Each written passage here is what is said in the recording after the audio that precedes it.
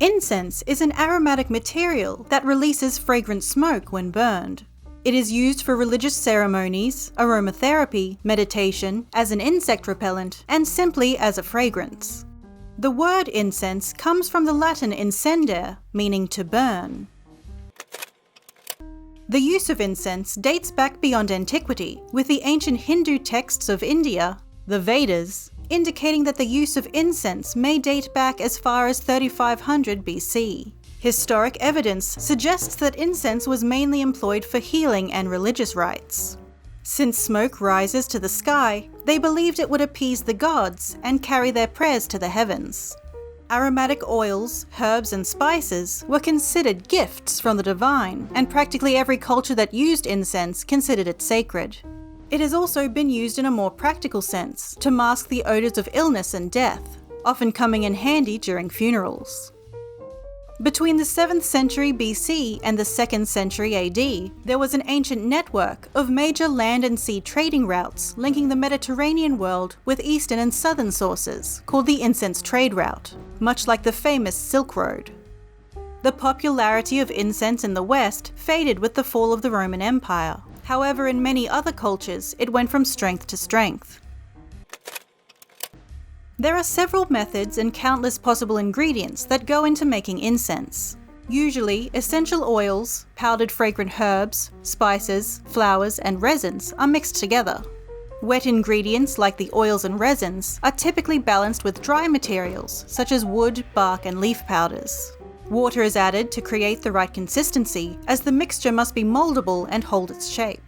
The mixture is then molded to sticks and dusted with more powder mixture.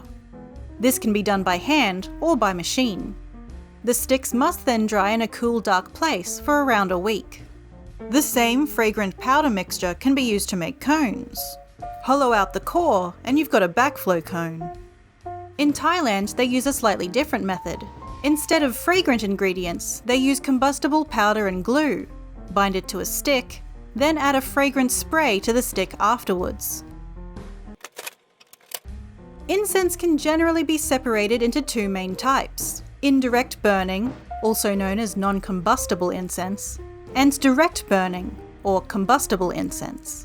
Indirect burning incense is not capable of holding its own heat and will require a separate heat source for the duration of the burn. Tea candle incense burners are a good example of this. The lit candle provides a constant heat source for whatever type of fragrant item is placed above it.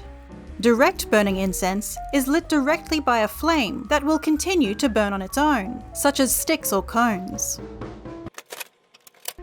Religious use of incense is prevalent in many cultures, including Judaism, Catholicism, Orthodox and Anglican churches, the Taoist and Buddhist Chinese, and contemporary pagans. These are usually an offering to ancestors or to the gods, as a sign of respect, to demonstrate devotion, and to gain favor. Incense smoke contains various contaminants, including carcinogenic and mutagenic compounds, such as carbon monoxide, sulfur, and toxic metals. A study published in 2008 in the medical journal Cancer found that incense use is associated with a statistically significant higher risk of cancers of the upper respiratory tract.